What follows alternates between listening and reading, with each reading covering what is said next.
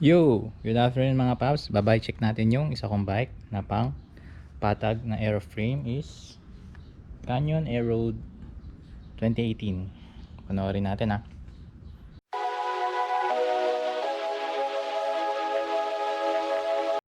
So ito yung bike ko mga paps. This is a Canyon Aeroad 2018 with all its glory. So may mga upgraded parts na ako dyan mga paps. Simula nung nabili ko siya. Second hand. So una muna, punta tayo sa handlebar. This is a Canyon H11 handlebar specifically for Canyon. Integrated na siya. 100mm yung stem, 40 yung handlebar. So pero sabi nila 38 daw, pero sanay ako parang 40 lang talaga siya. So yung mount niya is customized siya for Canyon. So nasa ilalim yung kapitan niya. So si Canyon lang may ganyan mga paps. Di ko alam kung ano trip nila, pero nahirapan ako maghanap ng mount nito mga paps sa Shopee pa. Siguro mga isang buwan ako naghunting bago ko nakita, biglang lumabas siya. So punta tayo sa wheelset. Wheelset niya kasama na rin siya doon, Reynolds Assault 41mm na wheelset for full carbon. Mabilis siya. Yun nga lang mga paps, hindi ko siya ginagamit masyado sa long ride kasi nga hindi mo masasabi, kasi pag carbon kasi may tendency na biglang lumambot. Kasi meron ng isang nangyari sa wheelset ko, ano siya, carbon din siya, napalusong ko tapos na nag-warp. So after nun medyo natakot na ako gumamit ng mga full carbon sa long ride. So hindi ko na siya ginagamit for long ride. So pang siya, malapitan lang. Then sa wheelset ko naman mga paps, ay sa tires ko naman, Fedora Corsa 2.0 graphene.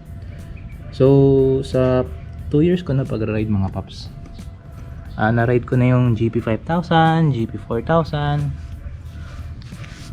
kahit anong mabibilis na wheelset na tires.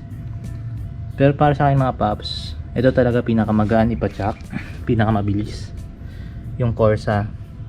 Ito mga paps, bagong Corsa to, 2.0, parehas dun sa isa kong bike na Rubino na 2.0. So mas na siya, mas pinatibay. Ang di ko lang alam paps, tingnan natin kung mapupudpud agad to. Wala pa tong isang buwan sa akin pero in terms of performance mga paps, para kang naka tubular para sa akin mga paps. Yun. So ito yung fork natin, bladed siya, Aero fork, Canyon din. So meron siyang decal dito sa loob, at hindi ko alam kung para saan yung mga yan. Brake shift na yan, hindi ko alam saan nilalagay yan. Then top tube nito mga paps is 52.7. Although sabi nila extra small to si Canyon, ang sizing niya kasi iba, yung top tube niya sobrang haba. So sakto lang sa akin to yung ganito, kaya maikli lang yung stem ko, 100mm lang. Tapos dito tayo sa seat post niya is, alam ko ano na to Canyon rin to E230 Aero Canyon brand yan. Canyon rin siya, full carbon din. So tating tayo dito sa wheelset, ay sa saddle pala. Itong saddle na to, matagal na to sa akin, I think 2 years na rin.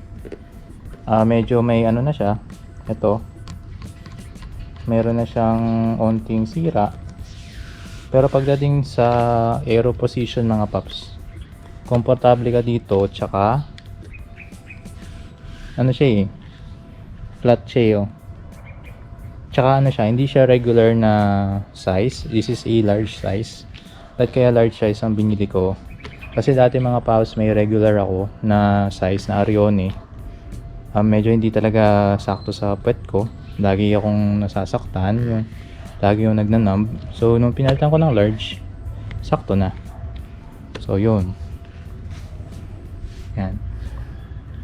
Tapos dating tayo sa group set. Group set ko is siya, Di2 Ultegra pero 6870 siya. Yan, luma siya yo. Pero ang crank niya nang pinalitan natin ng bagong crank R8000 no, para mukhang R8000 yung buong bike mo no. Mangloloko tayo ng mga natingin, di ba? Yan, ano lang siya, parehas rin siya sa isa kong bike, 5236. Yung crank arm niya maliit lang, 165. So ba't 165? Wala lang, gamay ko lang kasi dati 170 ako ginagamit ko nung nagtry ako 165. Mas nasanay yung katawan ko. So yun, ewan ko lang kung ano meron, pero mas trip ko siya.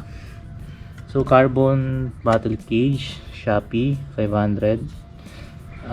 Mahina-hina to mga paps, kaya hindi ko rin recommend to na gamitin nyo. Pero kaya bahala, kung gusto yung carbon, sige. Isa naman tayo sa battle cage. Battle cage is fabric battle cage. Para siya sa kabilang bike. Kung bakit may ganyan, para madaling ikabit, madaling tanggalin. So yun, yung atin namang oversized pulley. Meron tayong oversized pulley. Hindi ko ito nire-recommend na bilhin yung mga paps kasi Shopee lang siya. So kung masira man to, kasalanan ko na yun kasi bumili ako ng mura. Kasi yung nakakabit dun sa Cat 12 ko, Cactus yun, branded, tibay naman. Yun lang, di natin alam kung masisira o hindi. Nasa pag-iingat na lang yan mga paps. Yun. Tas ang chain ko is PYC chain. Bakit hindi ako nagamit ng Ultegra mga paps o mga Shimano? Ang Shimano kasi mga paps, ang standard na size ng kadena nila is 100, I think 155. So wala silang mga longer sizes. Kasi kaya ako gumagamit ng mas mahabang chain kasi naka-oversize pulley tayo mga paps.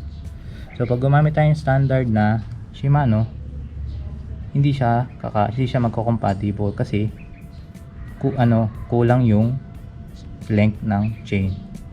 So yun. So yan, lagi yung tatandaan ng mga paps, pag papalit kayo ng oversize pulley, papalit kayo ng chain. Kaya humanda kayo ng budget. Okay? Yan. Up sound. Yan. So ito lang yung buong bike ko mga paps. Although aeroframe siya, ang weight niya I think is 7.1 kilos. So magaan siya for an aeroframe kasi full carbon. Usually kasi mga aeroframe natin, yung mga disc, lalo mga disc, around 7.8 kilograms. Pero ito rim brake pero 7.1 kilograms. Yung. So I hope na na-enjoy niyo yung video mga paps. Please don't forget to like, share, subscribe para ma-supportahan niyo yung page natin. Parami natin yung subs para mapagbabigay na tayo ng giveaway na helmet. So thank you sa bye-bye. Thank you sa pag-support. And last one, quick view of my canyon.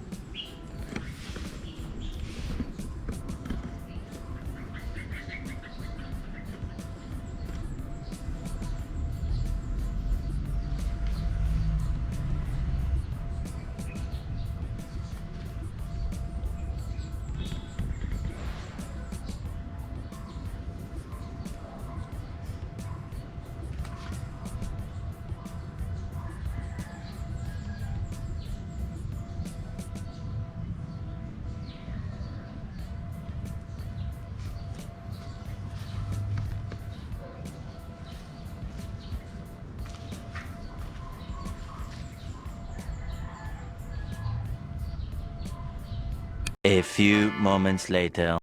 Uy, good afternoon mga paps. Meron pala akong nabiling kaibang saging no, na nagche-cherry per yata ito eh.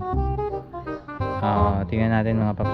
Ito yung normal na helmet, Protoni ha. Isa pa pag-giveaway ko ito mga paps. Ito yung saging na nabili ko. Nice ba mga paps? Triple, laki. So nasa around 4.6 kilos na saging no? Bili ko. Ayun lang mga paps, pang dagdag content lang. So please share, subscribe ha. para mapamigay natin itong helmet pag naka 1K. Bye bye.